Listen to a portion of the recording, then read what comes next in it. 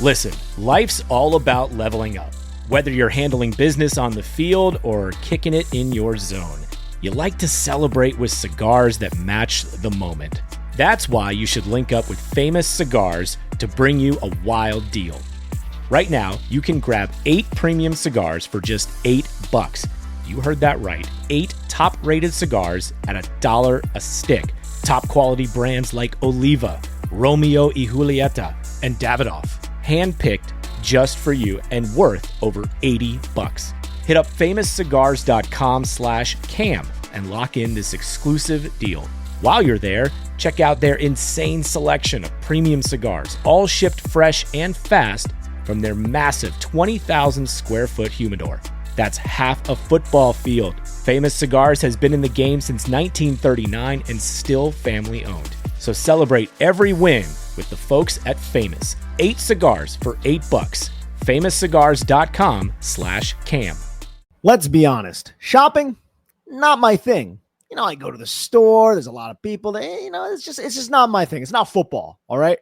I spend way too long scrolling websites just looking for something simple like a nice pair of jeans. And I'm either overwhelmed by all the choices or can't find anything my style and end up with stuff that doesn't fit and doesn't work. That's why I use Stitch Fix. You just take a quick style quiz, share your size, your vibe, and your budget, and boom, you're matched with a real human stylists who handle the rest. They take care of the work for you. They send you a fix box with clothes that actually fit and make sense for your life, work, weekends, whatever. It saves you time. You look great, and you don't even have to think about it. That's the best part. It's no risk, all style. Try it all on in the comfort of your home. Keep what works, send back the rest. Free shipping and returns, always, and no subscription required. Plus, get a free try-on for your first fix. Get started today at stitchfix.com/podcast to get $20 off your first order, and they'll waive your styling fee. That's stitchfix.com/podcast. Arizona, Colorado, Indiana, Michigan, New Jersey, Tennessee, and Virginia, WynnBET is now live in all these states, and the excitement of Wynn Las Vegas has finally landed in online sports betting and casino play. From boosted parlays to live in-game odds on every major sport, WynnBET gives you the tools to win. Sign up today for your risk-free $1,000 sports bet. Download the WynnBET app or visit wynnbet.com to start winning. The Timeline is a Blue Wire podcast.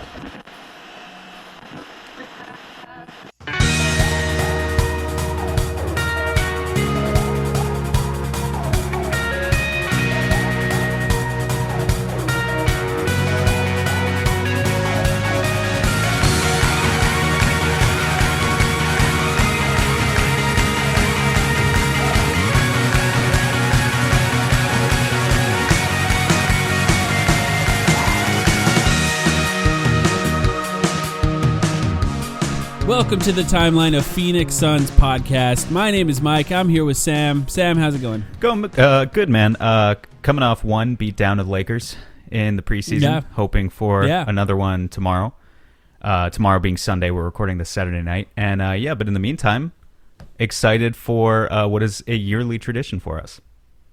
Yeah, I'm very excited too, and I just want to give a quick shout out to the people that signed up for our Patreon. Thank you to you guys who signed up. We somehow got over 100 people already, so if you're interested in extra episodes from us, go to patreon.com/thetimeline, but thank you to everyone that signed up for that. But yes, every year we do this, and we're joined by a friend of ours to talk made-up over-unders, mostly, for the Phoenix Suns season and just preview the season in general.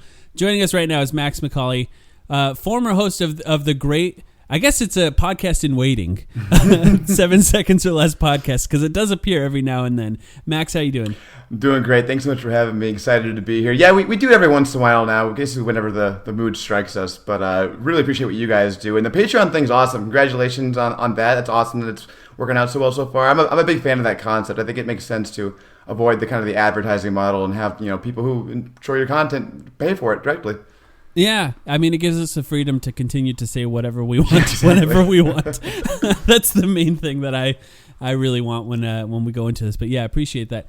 I wanted to, normally, we were talking about this before we started recording. Normally what we do is we record it right before the season, like we're doing right now, and give our made up over under numbers. At the end of the season, we usually came back. This would be our third year doing this, and we would review the numbers and laugh about how wrong we were. Basically, tally them up and then talk about who won.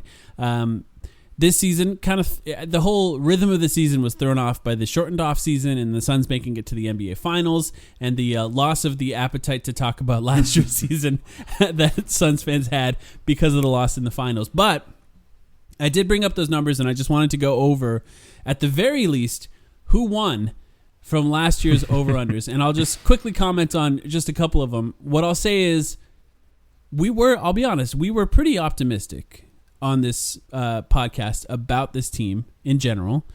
But even then, they sort of exceeded expectations. I think where we were kind of wrong is we expected DeAndre Ayton to go up in points, rebounds, and blocks, and Devin Booker to go up in points, and we were split as far as the assists. And DeAndre Ayton went down in all of those, but still I think had a better season just in general. More proof that box scores don't matter. And then Devin Booker technically went down in scoring as well, and I think still had an excellent season overall for him. So it was kind of those specific things that we were wrong on a lot. But breaking it down, I had my worst year ever. I only got, out of 14, I only got 5 right. Okay. Could be worse. Sam, you got 6 right. I think, Sam, you were last in the previous 2 years. So you were no longer last. Thanks, man. Thanks. I mean, look, for the record, Max won the first year. I won the second year. Max, you scored 7. Wow. That's half, right? You're on the top 50% is still a failing grade, but... It is, it really. We can grade on a curve. I doubt that I got those things right for the right reasons, is my guess, because the season was very unpredictable. But we had fan votes this year. And the overall fans, scored the highest. They got 8 right total. Now, fans are generally the most optimistic. They go kind of over on everything. So that was the right way to approach last year, apparently. So officially, I guess, the winner of the over-under from last year is the listeners of the podcast, the people who filled out the survey online. They got the most right. Over half, the only one of us to get over half right. The point is, don't gamble based on what we say. Yeah, no, do not use your new Arizona apps to bet on things today. We don't know what we're talking about. It's easier than ever to gamble. And choose your own reasons to gamble, and or maybe just fade on everything we say. Just do the opposite of what we say. Maybe that's the real thing. One thing that I wanted to brag about is I set the over-under from Mikal Bridges' points per game at 13.5. He scored exactly 13.5. Wow. I will give you credit. The lines have always been consistently good in this series. I felt like, for someone who has no idea what he's doing. And I mean that in the nicest way possible. But you just like you're right. You just like choose a number. As far as I know, like what's your strategy when you go about doing it? I just look at historical context and I try and factor in how I feel about the team. And for those who don't know, I just make up these numbers. There's some that are real, like the wins, which we all picked over. Last year, by the way, the over-under for wins last year was 38.5. That's ridiculous. Yeah. So ridiculous. And we all went over. And that was not my number. That was an official number. That was the only one I didn't make up. And pretty remarkable. The Suns, I mean, they killed that. They kind of killed that. Spoiler alert, I don't know if you're going to use this year's number in this contest, but I think it's ridiculously low again. So maybe it's definitely low again. Yeah. I mean, I'll spoil that too. I made up my own number for that because I wanted to give us a chance to actually maybe disagree on it. Because it was really low, and last year obviously it was 38.5, not in an 82 game season. It was a 72 game season for the record, but that's like a 44 win pace, and they won at like a 58 win pace or something like that. I just calculated it before this actually because I'd forgotten. Yeah. So they exceeded expectations in a lot of ways, and I think there is a way to learn from what we did last year. I'll tell you guys this. I'll give you guys a little advice before we get into it. I mean, we went over on all of DeAndre Ayton's stats. We went over on over on some of Devin Booker's stats. The assists I think Max and I went under on, but and then they did better, right? So they didn't hit those overs, but the team was better. So I guess there's a way to balance individual players and how well they play, and then of course the overall team and how well they play. Max, I'll give you a chance if you'd like to talk about how you felt about last season. I'm sure, as we were talking about, they exceeded all expectations. I'm sure you enjoyed it, and I know you've talked about it before, but just thinking about it through this context, I'm sure they impressed you, right? Yeah, absolutely. I mean, obviously it was so painful to go through what happened at the very end, and it kind of unfortunately clouded what was, by all objective standards, an incredible season. They're so far ahead of schedule, it's not even funny.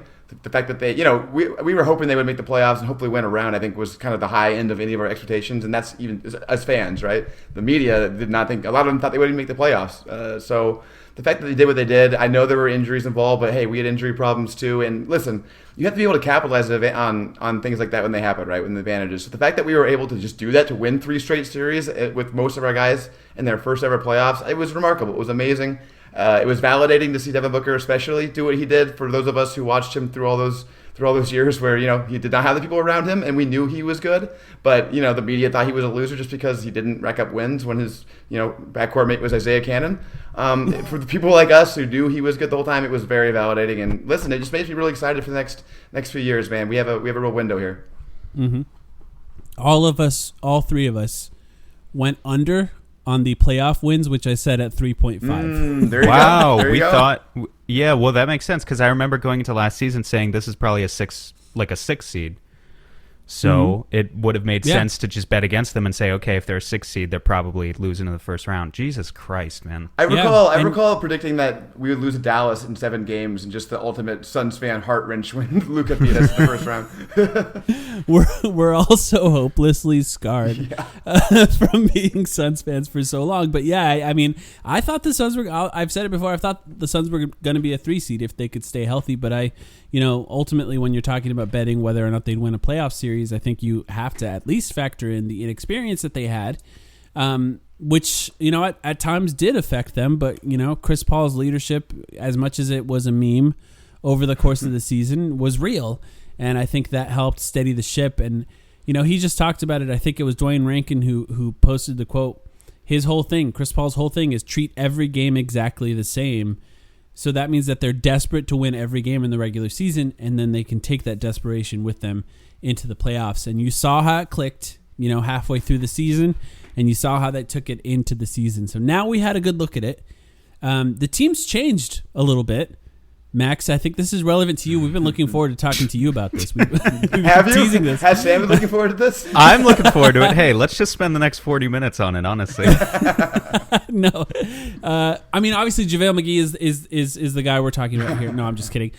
No, I mean, I love JaVale. I'm sure you do too. But Landry Shamet is someone you've liked since the draft. I remember you talking about him a few years ago in the draft, and somebody who you liked in the NBA that you thought the Suns should target. I'm sure you're excited to see Landry Shamet on the Suns this season, right? Very much so. Yeah, I believe I had him 10th in the 2018 class, if I remember correctly.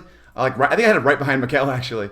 I don't think he's going to be maybe quite that, but I am really excited. I think he's been artificially limited in his career so far, mostly because he's been on really good teams where he has had to play a very particular role. And while he's obviously going to be on a really good team this season, we hope. I think that the Suns see a little more in him along the lines of what I saw. I just saw more playmaking than he's been able to show in the NBA so far. And I know it's only preseason, I haven't watched the preseason games. Full disclosure, I have seen some Twitter highlights, and it does look like they're giving Landry the chance to show he can be kind of that ancillary playmaker. So excited to see how he develops this season. I saw that clip too. I think Kellen was the one who shared it. I don't remember exactly, but I think he was. Landry during that game against the Lakers attacked a closeout, threw a nice pass to Jay Crowder for a 3. I think it became a 4-point play. He's got the talent, man. He's got the playmaking ability for sure. So I think there are really only so many touches to go around in the system right now. So Monty's got a big challenge in front of him, but for sure the potential is there. I do agree with that. Yeah. The touches always benefit the guys who can create for themselves, though. And so if that means that if he's forced to do a little bit more of that in order to have the ball in his hands more, I think that will probably benefit him at the very least and hopefully benefit the Suns. As much as we've made fun of Sam for his Landry Shamet reaction, which I'm not even a hater. Like, it's just such a meme it was obviously it was obviously more about the assets than anything else, which I think for James Jones, you could have said that about every offseason for the Suns so far, as far as his evaluation of assets and how much he values them compared to the players that he gets back. And it's clear that the players that he gets back, he values significantly more than the assets that he sends out, which in the short term is usually good. In the long term, we'll see how it fares out. But I think right now, being that they just made the NBA Finals, the short term is probably the right focus. Exactly. Yeah, and that's the point I was going to make too. I think that's exactly right. Like, yeah, in a vacuum, maybe they gave up too much in this trade, but they're trying to win the championship this year, right? Chris Paul's. I hope Chris Paul lasts a few more years, but the older he gets, the less likely it is he's going to be all capitals Chris Paul. So they got to capitalize on what they have now, as much as they can. Yeah, I do wonder how much he can play with the two best players on the team, in Chris Paul and Devin Booker. Mm-hmm. I think Chris Paul is already asking for it. For the 3-guard lineups with Shamet, which I think I want to see, at least in the regular season. We'll see how much it factors into the playoffs, because that's, I think, where Landry Shamet is more of a question mark. And, of course, we'll see if the Suns can even keep him beyond this season, because he's eligible for an extension at the end of this year. Let's get into over-unders, and I started it with Landry Shamet. Okay. So that we can easily transition all saw appearances, 0.5, over-under. Can you imagine? The Suns would not be able to afford anybody. No. By the way, if for some reason the Suns have signed Mikal Bridges or DeAndre Ayton to an extension, by the time you're listening to this, sorry, we're recording this on Saturday afternoon. So we'll definitely talk about it if it's happened. Hopefully it happens soon. Dear God, I hope. That'd be nice. All right, first one. Landry Shamet 3-point percentage. I said this high. I set it high at 38.5. I guess it's not that high. That's not that high. But I think here's what I'll say, and the reason I chose this number. I think he's going to be taking a lot of the. I don't think he's going to be in the corners that much for this team, is what I'll say. Mm-hmm. Now, obviously his best, one of his best things is corner shooting. But the Suns tend to have two guys that are parked in the corners a lot, and Mikal is obviously working on his attacking from the corners. Cameron Johnson's working on his attacking from the corners, and Jay Crowder is kind of parked there a lot as well. So I factored in the fact that Landry Shamet would likely be, shooting from the top of the key the most of anyone on this team, which I hope he is, him and Cameron Johnson, if I had to choose. So 38.5. Max, we'll start with you, the Landry Shamet optimist. It's a really good number, Mike. You are good at this, as you've proven over and over. Because the thing about him, people sometimes, I think you guys made this point before. People sometimes will look at 3-point percentage too much in isolation and not understand the factors that go into it. One player's 3-point percentage is not equal to another's. A guy who's leading the offense, which I think Shamet at times may do this season, will be forced to take some more difficult threes, and somebody who only shoots corner threes, like struggling to think of somebody, but a Kyle Korver today or whatever, just a spot-up shooter. So I mean, that's a lot of stammering. So I don't know where I'm going to go with this. I think I'm going to go over slightly, but I'm not thinking he's going to shoot like 45%. I think he'll shoot around 40. So it's a good number though. Yeah. What do you think, Zach? Max bought me enough time to look up some stats, so your hypothesis makes a lot of sense, Mike. If he shoots more above the break threes are underratedly hard. He shot 36% on them each of the past 2 seasons, which obviously is not bad. It's just when so when you shoot 36% on those and then 45% in the corners, that's how it adds up to like a 40% overall. I feel pretty good about this. It's 38.5% is a little bit under his career average. I'll take the over. Let's put it this way: if I'm going to be a Landry Shamet hater, it is not because of his shooting. I believe 110% in his shooting. I have only in the past sometimes questioned other facets of his game. So if we're talking shooting, over. Can't wait to see your 20 tweet threads of Landry Shamet's defensive breakdowns. My 20 tweet threads. I'm not mad, but actually I'm very mad. Yeah. I'm going to go under because I think he got a ton of open threes last year and he shot under that. And I'm not sure if they're going to be more open with the Suns. They might be. But he did play with 3 superstars. Yeah, it would be one thing if you played with the T-Wolves, but it's another thing when you play with Kevin Durant, Kyrie Irving, and James Harden. Even if most of the time it's not with all 3 of them at once, you kind of can't get a better situation than that. So I think it'll be open, but to the same level. I just today, and I saw this thanks to you, Max. Monty Williams described him as like a shorter Cameron Johnson. Yep. Which I think, sometimes the reputation, the shooting reputation, and the gravity that comes with that is almost as important as the shots going in, which he's going to have, especially off movement. And I just figure he's going to take a lot more difficult. They brought him in here to be the guy that takes the most difficult threes on the team. Yep. That's how I'm looking at it. So I'm just going to factor that in. And I don't think that an under means he's somehow like not fulfilling what we brought him here to do. 38% if he shoots that, which would be under this number, would be remarkable. By the way, if you're listening to this right now, you can fill this out too. Feel free to screenshot your answers because we factor in the overall answers. I'll put a link in the description to this podcast and we'll tweet it out as well. And of course, the fans won last year. Maybe you guys will win this year. You win nothing, so I'm sorry. Yeah, the pride of being the winners. But yeah, I'll go under. So that's over for Max, over for Sam, under for me. And yeah, I think overall, if he shoots around that number, which is right why I picked that number, he's doing the right thing. He's doing a good job. Yep. I struggle with that. I'll be honest. I almost put it at 39.5, and I'm like, that's high. Yeah. This is a different one. I wanted another Landry Shamet one just because we have Max on. The Shamet stands on. Yeah. Have you considered changing, even temporarily, your Twitter profile to a Landry Shamet stan account? I really shouldn't I? That'd be fun. Yeah, that way you can lose all objectivity. I love those accounts. They make me laugh. They're the worst. Landry Shamet, assists per 36. Now, the reason I'm doing assists per 36, I think, is obvious to you guys, but to explain to other people, we don't know how many. I didn't want to pick overall assists.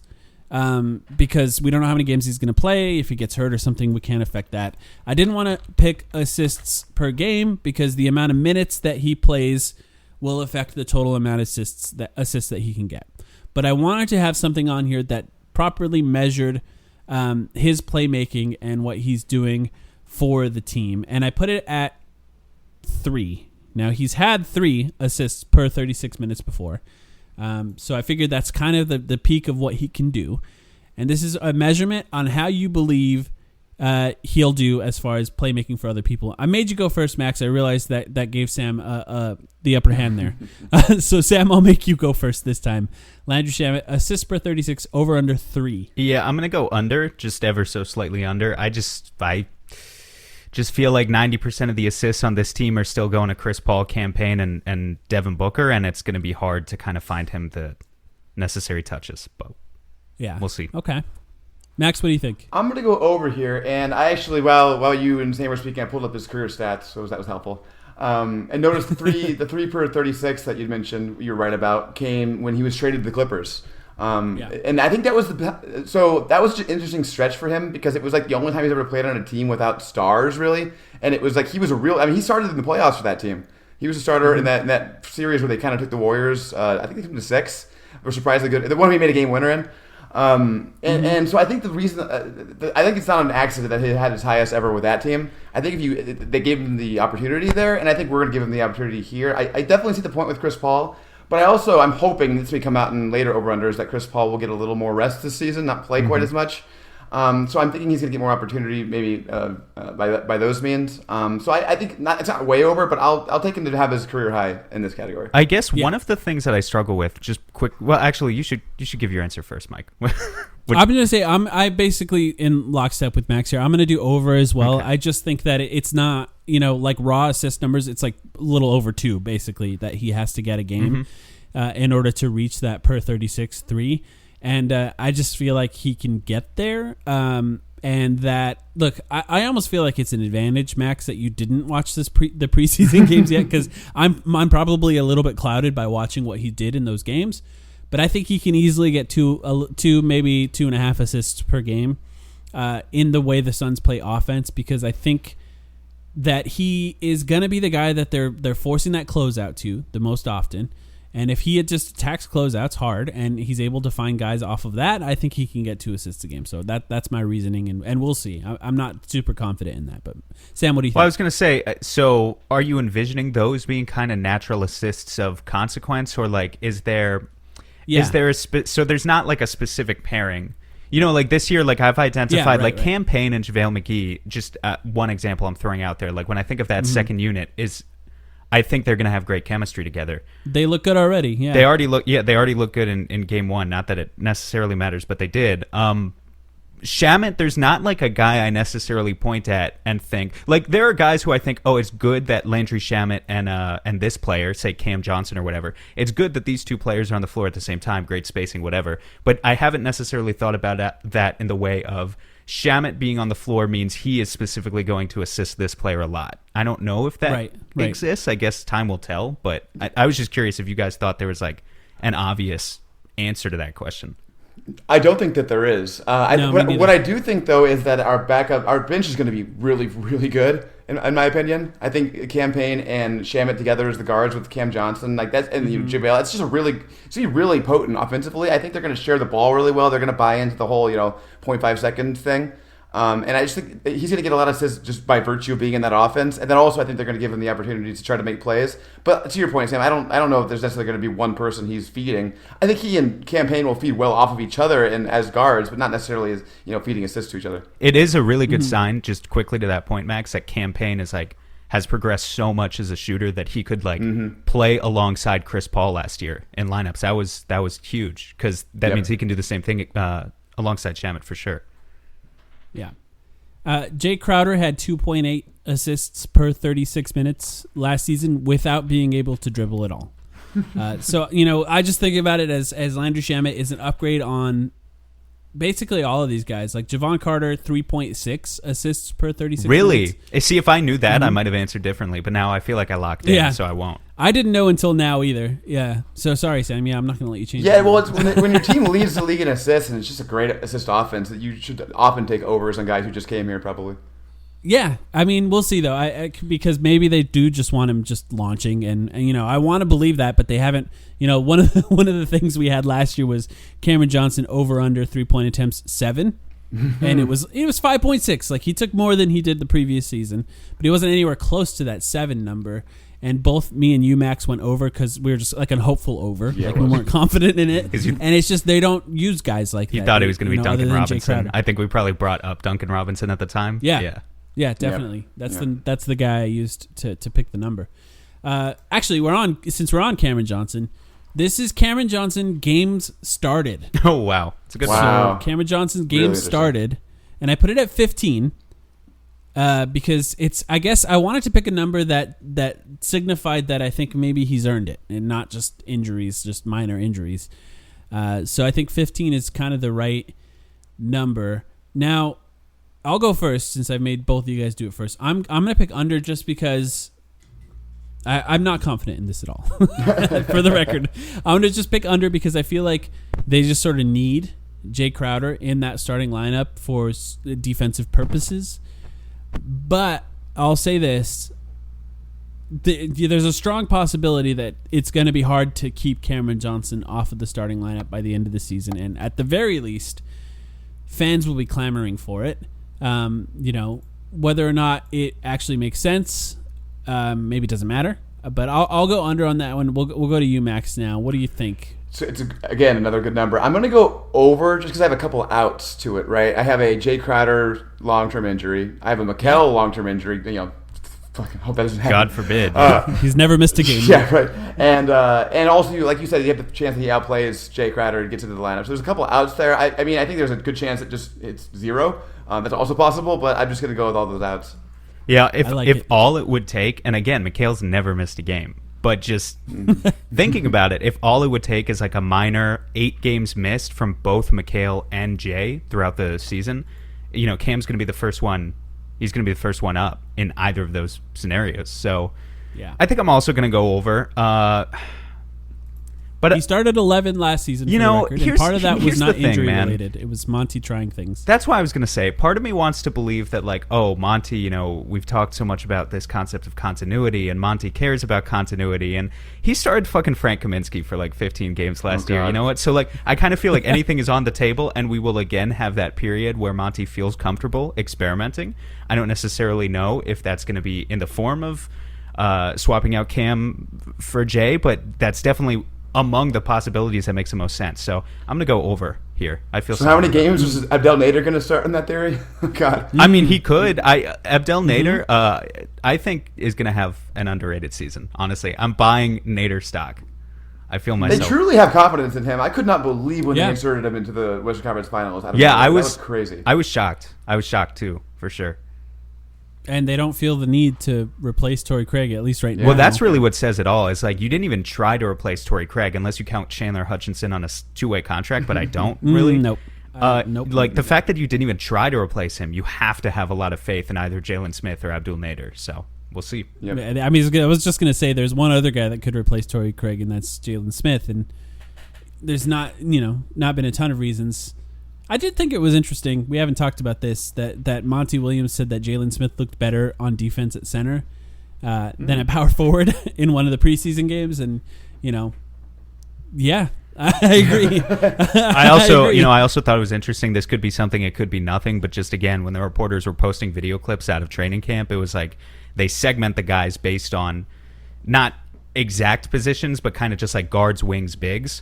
And whenever it was like the bigs doing their drills together of like working in the post, Jalen got moved in with all those guys. So he was doing workouts with JaVale and DeAndre and Kaminsky. And so it's like, all right. I saw it too. So how much can you really turn him into like a 4 who guards the perimeter then if that's where your development focus is going? But, that's just me commenting on 15-second clips I saw from Twitter. Obviously, I don't know the whole picture, but it definitely does feel weird. Like I'm not even sure they fully know what they're doing with him, to be honest. Yeah. It is interesting, and part of me wondered if that was Monty Williams saying that directly to James Jones. Like, James, he's the center. Please give me someone else.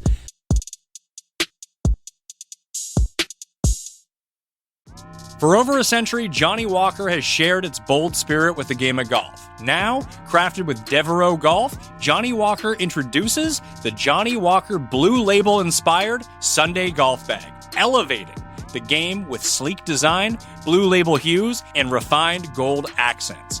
Celebrate your hole-in-one with a premium Sunday bag crafted by Devereaux Golf. Submit proof of your achievement to johnnywalker.com/blue-in-1.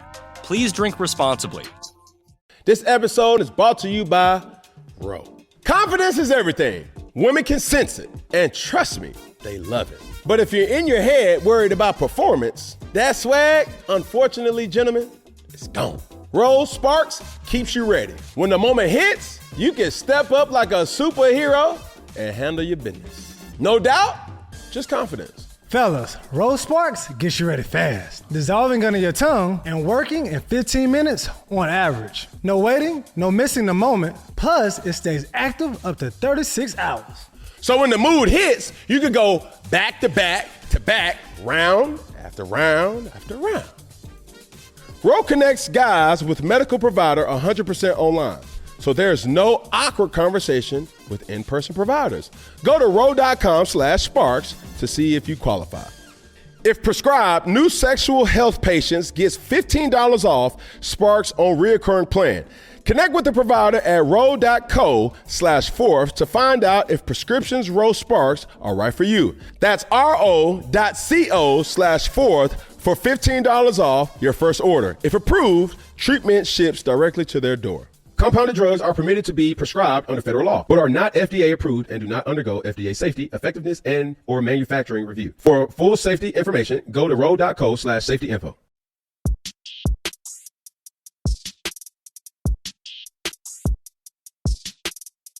Okay, Cameron Payne. We're staying on the bench. Cameron Payne, 6th man of the year, first place votes. How now? I put it at 10. How many voters are there? 100? There's a lot. I looked at the Jordan. Who was it? That one? Jordan Clarkson. Yeah. And he had like 60 something first place votes, okay. So quite a bit. And they were sort of split out. They organized it into like a point structure where votes, depending on where they vote, count for a certain number of points. I'm just going votes. And this is something that I think is possible, to be honest. I think with Cameron Payne, this number is still, I'm going to say it's still pretty high.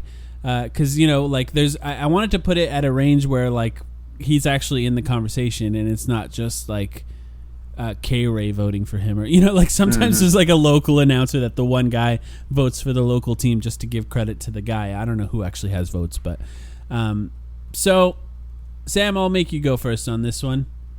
Yeah. What do you think? As I try to look up past 6 Man of the Year winners real quick, real sneaky, not doing a great job. Okay, so basically every year the person who wins this award is scoring at least 15 points per game. And very often they're scoring closer to like 18, 19, 20. Mm-hmm. I love campaign, man. I even think Chris Paul is going to like be nice and sit a few extra minutes this year. But at the end of the day, I don't think he's getting to that. Like, he could have a really good campaign. He could give us like, there. Fuck. I said it.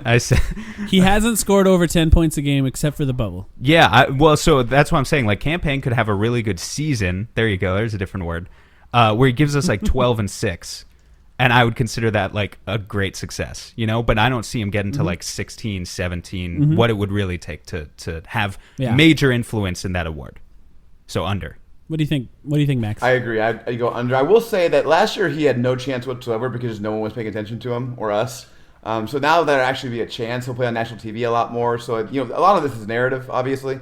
But I ultimately agree with Sam. I just don't think he's going to score enough. I mean, it's possible, especially if Chris Paul goes out for a while and he starts for a while, then it's possible. But I hope that doesn't happen, so I'm going to go under. That's always kind of been the underratedly stupid thing about that award, right? They gave it to people who started like 30 games all the time.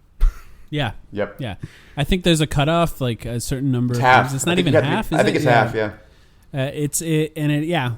I think he could start some games too. I hope Chris Paul. Well, we'll have a conversation about Chris Paul resting before the end of this one, I think.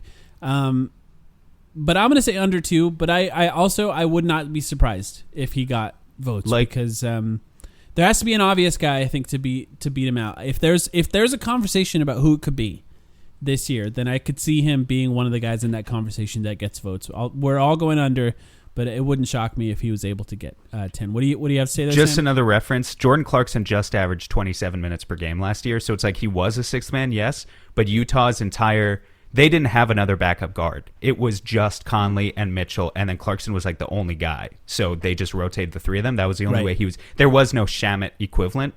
So it's like campaign is going to play more, but there's no way in hell he plays anywhere close to like 26, 27 minutes a game unless there was a long-term injury to someone. So knock on wood, there isn't. But. And, it wasn't really till the playoffs that he started being the guy that played with Chris Paul. Before that, Cameron Payne and Chris Paul shared almost no minutes until towards the end of the season when Chris Paul apparently asked for it. I think it's fair to go under there. I want to give him some love, though, because I think it's possible, and maybe it won't be entirely based on scoring. Maybe it'll just be the record, and maybe there's some sort of nerd stats that back him up on that one to get some of the... I do think eventually the nerds are going to win out here and win this argument, and so it won't be a point-per-game award anymore, because last year it got really loud about how Jordan Clarkson should not have won over his own teammate. Oh, yeah. And so that conversation is going to get louder and louder. So maybe eventually we'll be broken out of this points per game thing. I don't know. I think we're getting louder and louder about it every year on Twitter, but that's true. I think we're still a ways off from the nerd revolution that the nerds so desperately want. Yeah. Well, I do think that voters and analysts are just going to stop believing in whatever the Jazz do in the regular season in general. So if Jordan Clarkson has another good season, I could see them just sort of going, yeah, who cares though? And let's give it to someone else. Okay. Chris Paul, points per game, 16.4, which I believe is what he scored last season. I think I just picked it up from what he scored. So the question is, will he score more or less than he scored last season? And he averaged more, for the record, on OKC than he averaged on the Suns. He averaged slightly less on the Suns. And the question is, will he go back to that in any way? Obviously, he's getting older, so maybe I should have put it lower. But I'll go first. I'm going to go over on this one. Wow, okay. Interesting. Because even though people want him to shoot less, I think he's going to be more aggressive this season, because I think the playoffs kind of showed that we needed him to be. And if Monty spent the entire offseason watching the playoffs, I think he's going to want Chris Paul to be a little more aggressive with his shot earlier in games in order to get himself in rhythm early. I could be wrong, and I'm not confident. I'm not saying he's going to score 20 points a game, but I could see him scoring 16.7, 17 points. Which, by the way, 20 points per game is what he did do in the playoffs, factually. So I don't think he would do it over a full season, but definitely capable. Yeah. Max, what do you think? That's really interesting. That's a good argument. I think I could see that in like the big games this year, like when we play Lakers or Utah or somebody who's we're competing with. I think I could definitely see him being more aggressive in those games. I just, in those dog days of February when we're playing Orlando and Charlotte or whoever, I kind of just see him taking the foot off the gas more and more as he gets older, as he should. But he also, the other thing too is he may take more games off, which may make him a little more springy for the games he actually plays in. So I think it's very fair to say over. I'm going to go slightly under. But again, I think it can go either way on this one. I'm also going to go under. I think the rate of production is going to be about the same, but he will end up playing a little bit less, and that'll make the difference. Per game, you mean? Yeah, so I think that's a really good point. Like, I think he might average 15 or 16 points per game in like 28 or 29 minutes, and then whenever we play like Denver, he'll have 40. Yep. Something like that. The thing about Chris Paul is that nobody can really tell him what to do. No. And that's why I put Chris Paul games DNP rest. Oh. And the over-under is 1. And I'm 100% serious about this. I mean, that was last year, right? Last year was only 1 at the end of the season. I think he only rested 1. Yeah. And I'm very sure that he didn't want to do it. And I would have put this number higher had I not read that quote from him just recently about him just treating every game exactly the same, essentially, and not. It's for him, for Chris Paul, what he preaches is that it's a mindset thing. If you get out of that mindset, it's hard to get back in it when the playoffs start.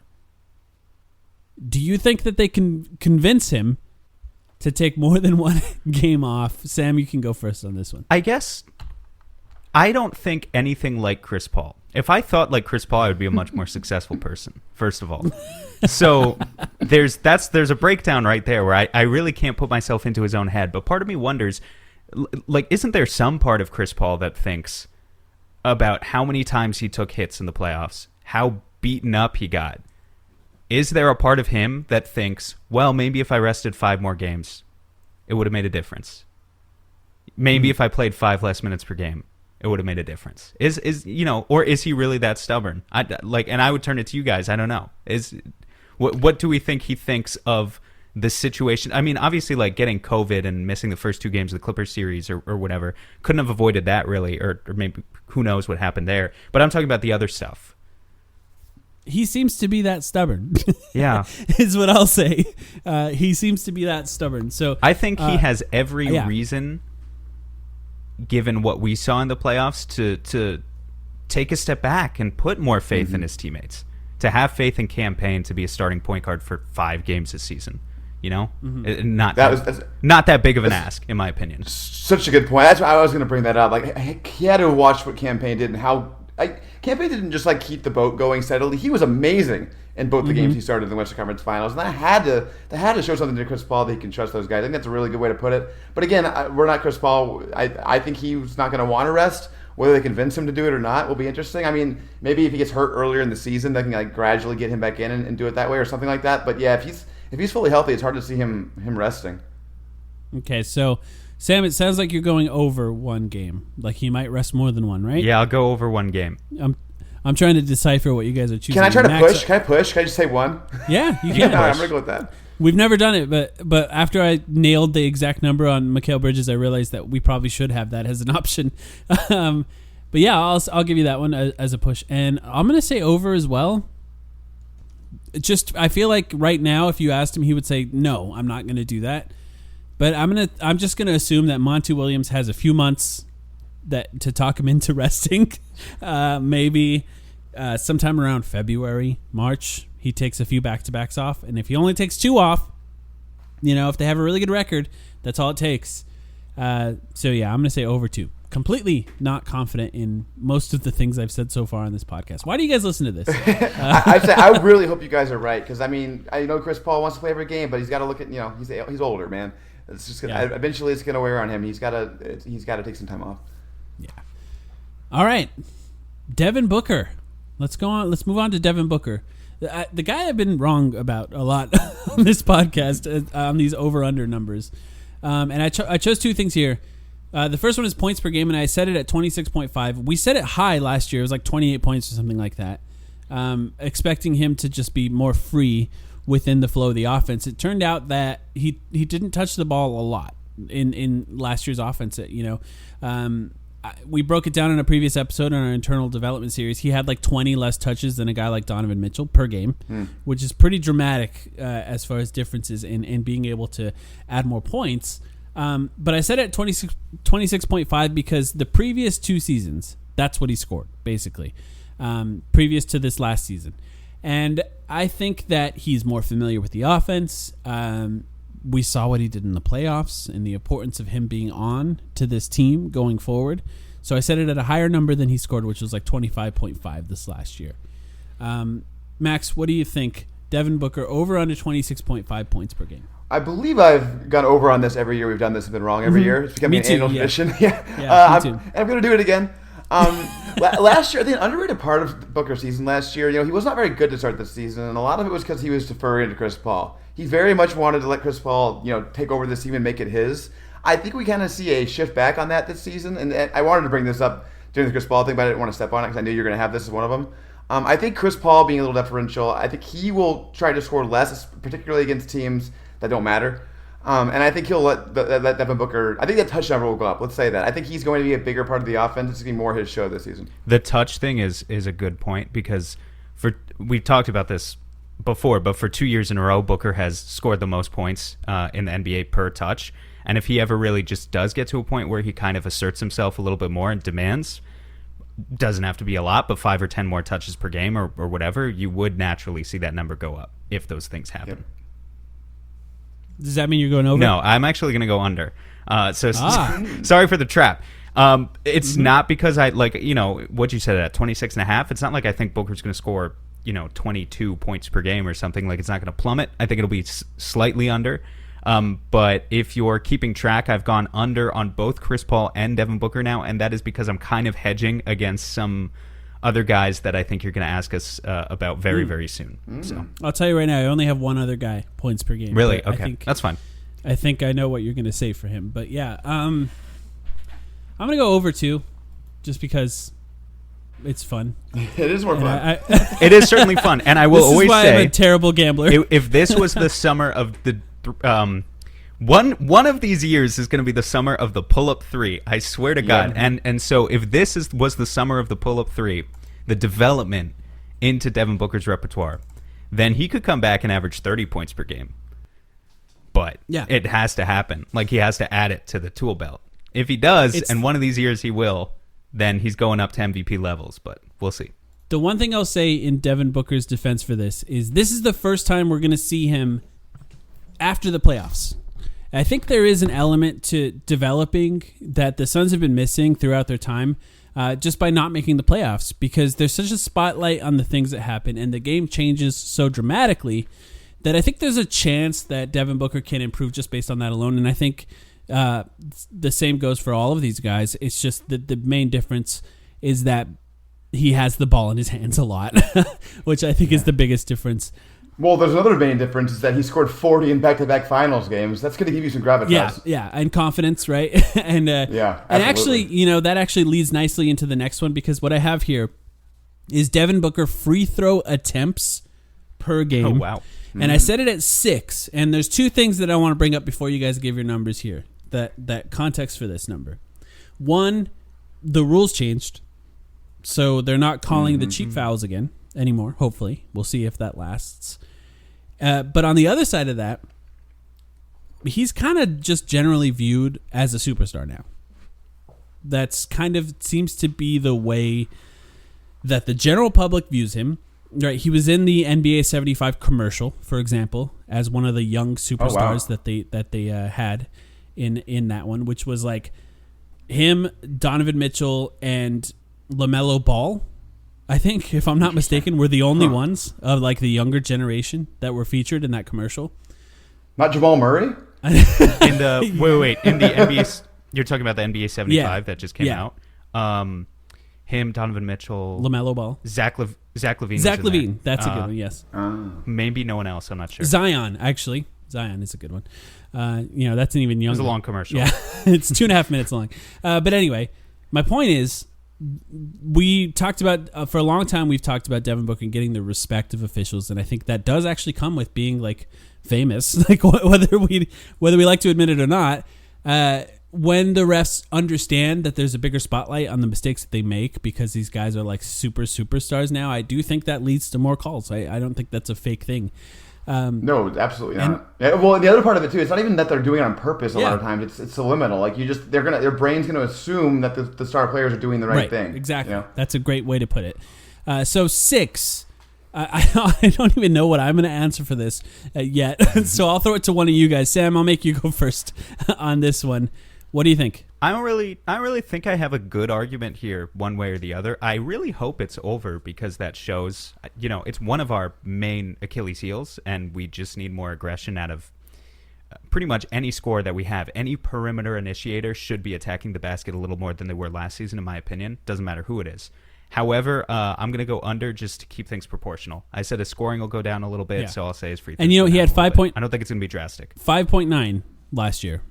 So that is technically under, right? But I'm trying to factor in a finals appearance into that. So we'll see if it changes. What do you think, Max? You really had me there on the line. At first I was going to go over, then you made the great point about the rules change. You guys like, oh, maybe I'll go under, and then you made the great point about him being more bigger balls this season. I'm like, oh, now I'm thinking to go over. I think I'm going to go over. I went over on points. I don't think I'm going to go way over because I think it is going to be difficult because he does get some cheapies. Booker was doing some of that, but I'm going to go slightly over. Yeah, I'm going to. What am I going to say? I'm going to go over. Chris Paul may never get a free throw again, by the way, with the rule changes. Yeah. No, Chris Paul, I've said it before, his superpower isn't just abusing the rules. I'm not saying he doesn't abuse the rules. He definitely does. It's because he understands them more than anyone else in the NBA. So whatever the rule changes are, he's going to understand them. And I have faith that he will then find ways to exploit them throughout the regular season. I don't have a stat for him on that one, but I'm going to go over as well with in solidarity with Max, since we both also went over on the points per game. I'm not going to say that this is the year that he starts shooting 8 threes a game at 40%. So maybe he finds a way to get that over with 7 free throws a game or something like that. Yeah, instead. makes sense. Guys like, if we're factoring in guys that play similarly, I don't even know if you can say that. Like Jimmy Butler, for example, never really been a great 3-point shooter, finds ways to get to the line. So maybe he can find ways to do that as well. All right. The big man. Who doesn't like the big man role? DeAndre Ayton. 3-point attempts overall on the year. 25. Over under 25 now. He shot 20 last season. So, I don't think it would be hard to get to over 25. But I think if you're talking about him getting over 25, I think what that means is that he proves to Monty Williams early on in the season that he should be allowed to shoot that shot. 25 3-point attempts per game. You know what? I'm going to go first, and I'm going to just say under right now. Once again, very not confidently. It's just that he's so good at other things that I think that Monty's going to try to convince him to do other things. But if he becomes great at 3-point shooting, I will be ecstatic. I think it would be a great thing for his game as far as driving. I think it would be a great thing for his game as far as passing. But even still, a lot of big men like him maybe shoot 1 a game. So even that, but that's an easy way to get over 25. Max, what do you think? It's a good question. I think I'm going to go under. I got to be honest. I'm much more optimistic about Ayton long term now than I was this time last year. In most ways, but not as a 3-point shooter. I'm actually getting less optimistic about that. And the reason is the free throw shooting is not quite where it needs to be, in my opinion. Generally, the guys who can shoot pretty well from outside are guys who also shoot pretty well from the line. Not always, but usually. And I was a little disappointed in him in that element this year. So I think he will under that. But I wouldn't be shocked if he goes over it. Yeah, I agree with you. Just before we get to Sam here, that it just doesn't look right when he shoots the 3. Like it just doesn't look natural. That does not necessarily mean that it can't get better, because it definitely can. I mean, we saw it didn't look natural for Mikal Bridges for a whole season. So it's also really hard, I feel like, for a 7-foot guy to have a natural shooting motion. That's very true. Yeah. Like he's got a really flat arc, but it's like, of course he has a flat arc. Yeah, he doesn't have to launch it up as tall as the rim. Yeah. What do you think, Sam? I'm really torn. But you know what? DeAndre keeps talking it up. And I should know better at this point than to believe anything. He's done that every year. I know he clowns around in interviews, but he's gone up in this stat every year. He went from 4 attempts to 13 to 20. I'm gonna say he takes a few more and he gets over 25. I think you absolutely could be right in that one. Even if he doesn't shoot it well, I think his power in the locker room could be at a point where he gets a little bit longer of a leash to try it than he did in previous seasons. So, I have a question. Do you think it matters whether he's extended or not before the season on this? Would it affect it either way? I think that's interesting because are you implying that he could just go out there and shoot a ton of threes because he's mad? Or yeah, I don't even know what I'm implying. I asked the question. I'm trying to figure out what I think. I don't think it does. No, I don't think it does. I don't really think it does, but I maybe there's an element of look. Obviously, he wants to showcase other elements of his game because he really believes in them. It seems and he does absolutely believe that will impact the final financial figure. Yes, too. It seems like he, from his perspective, he's saying to the team, "I did what you wanted me to do last year. Let me do what I believe I can do this year." Which is in one sense kind of scary and in another sense kind of exciting because he has confidence and confidence sometimes has been missing from his game. So, if he's really bad at that stuff, I don't know. Somebody delete 2K from his Xbox or something because maybe that would help. But this is related to that. We have one more DeAndre Ayton one. His true shooting percentage, 65. Will he have a higher true shooting percentage than 65? So this is, I think, related to how he plays as well. Because what I'm asking you essentially is, will he only do the big man stuff, which is how you have a super high true shooting percentage? Or will he have a longer leash that allows him to be able to shoot more jump shots, maybe try some other stuff, and maybe not have as high of a true shooting percentage by the end of the year, but maybe have developed other skills that could help him in the playoffs or beyond. Right. So over under on that one. Sam, what do you think? I'm going to go under because I believe in that they want him to start expanding the package a little bit. I think it's going to be subtle. I don't think DeAndre is going to be a 20-point per game scorer this year, but I do think you're obviously not asking us about his point per game total, but I do think it is going to go up, and as it goes up, the efficiency is going to go down. Yeah. Like DeAndre Jordan in his prime or Tyson Chandler, guys like that who always had a 70% true shooting, versus guys like Joel Embiid or Karl Anthony Towns would always have a 60% true shooting, but who's the more talented offensive player that you would build your team around every time? It's obviously the latter. So this is an example where he could go down in this stat, and I actually think it means it's a good thing, potentially.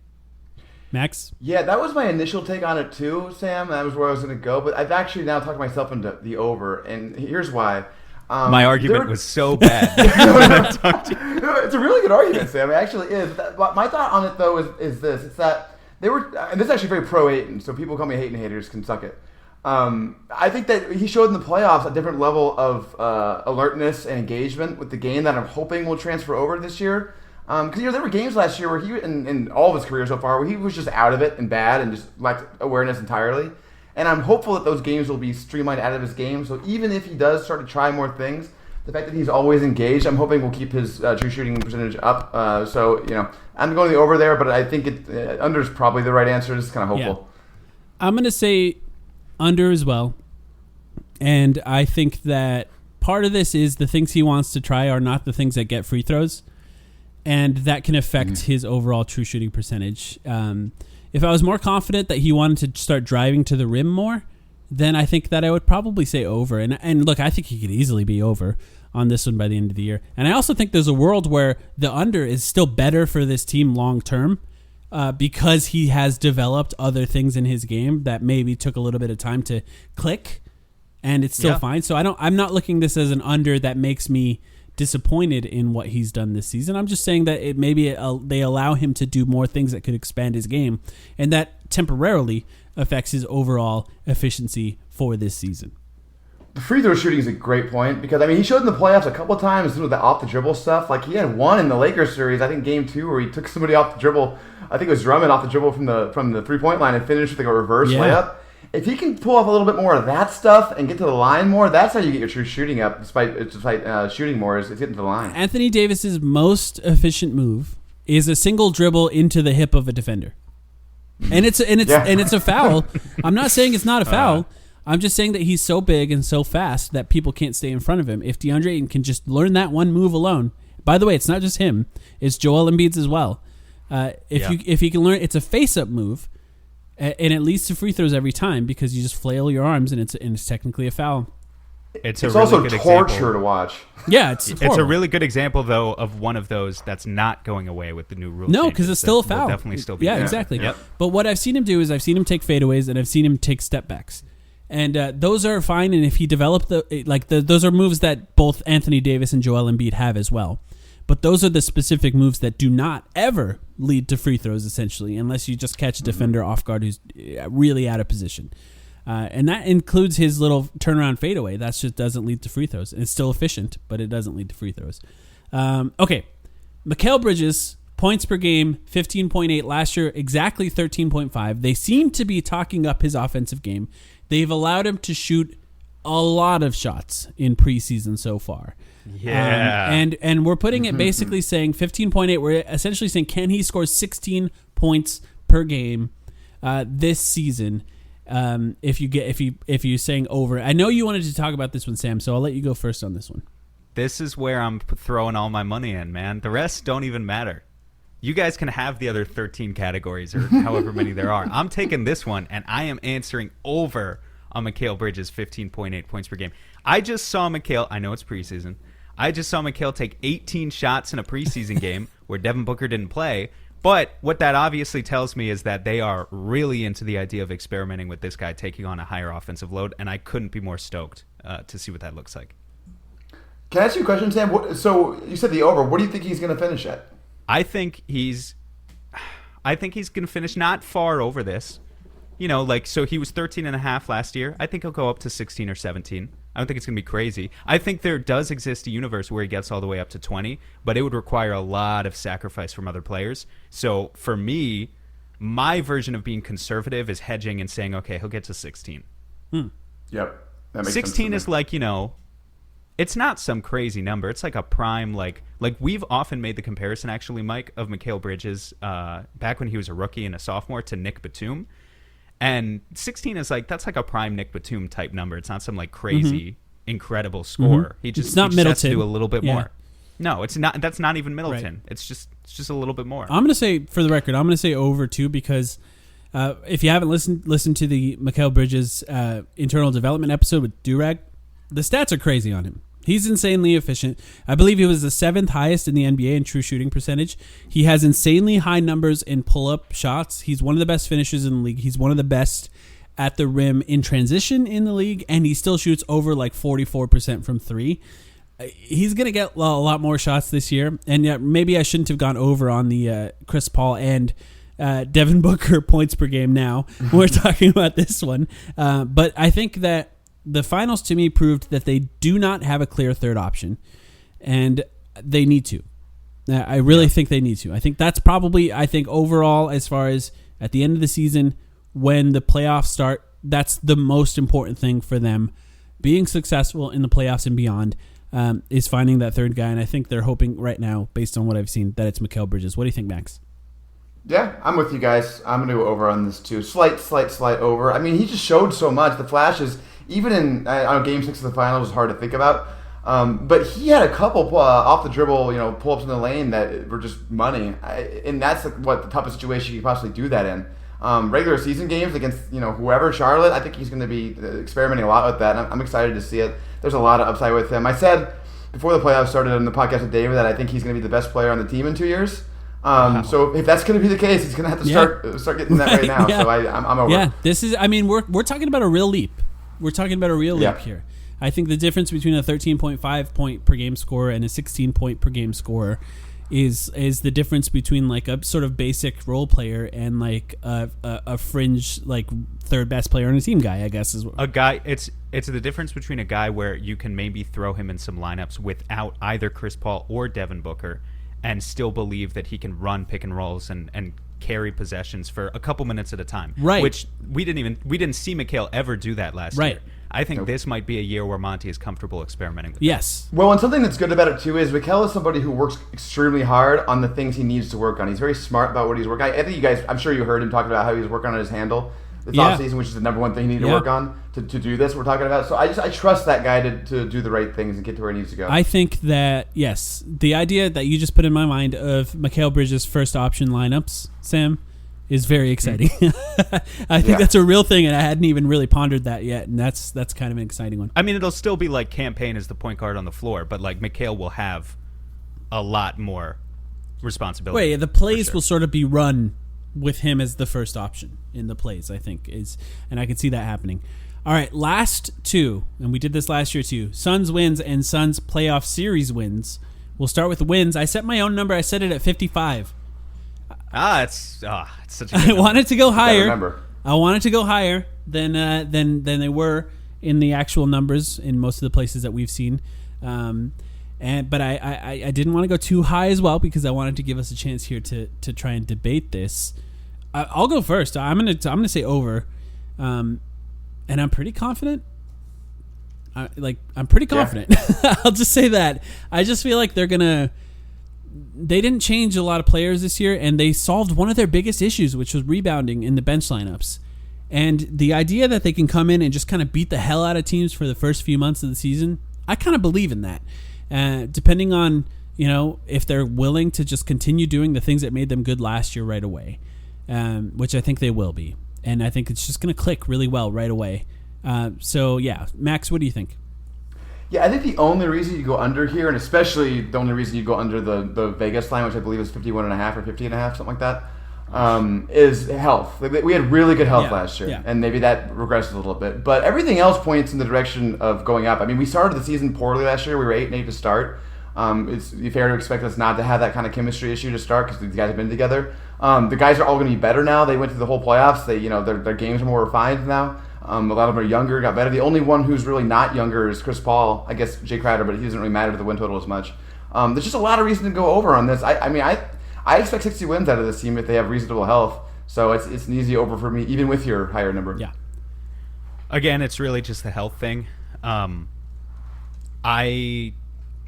It's tough because on the one hand, I think this team is really deep. I'll go over, but just on the health thing, this team is really deep, but I still think about our depth at certain positions, and it does scare me. Mm-hmm. Like, I think about the fact that we had the perfect situation last year. DeAndre Ayton's not our best player, but in a lot of ways, he's our most important player last year, and we were so lucky to have had him for pretty much every single game, where, if he went down with just a freak injury that took him out for like 6 weeks, how do you feel about JaVale McGee and Frank Kaminsky being your entire center rotation for a certain stretch of games? Like, that would be the sort of thing where it's like the Suns would still be a good team, but no, then they're not a 55-win team anymore. They might be a 50-win team at that point. So it's just that is the only potential factor. And Chris Paul would be the other guy where if he went down, Campaign can lead an offense, but can he lead an offense to a 60-win pace? Realistically, I don't think he can, at least not at this stage in his career until he improves more. I am still going to bet on the idea that if the Suns have any injuries this year, they will be relatively minor, and they will be able to be like a 55 to 60 win team somewhere in there. So I'll go over. All right.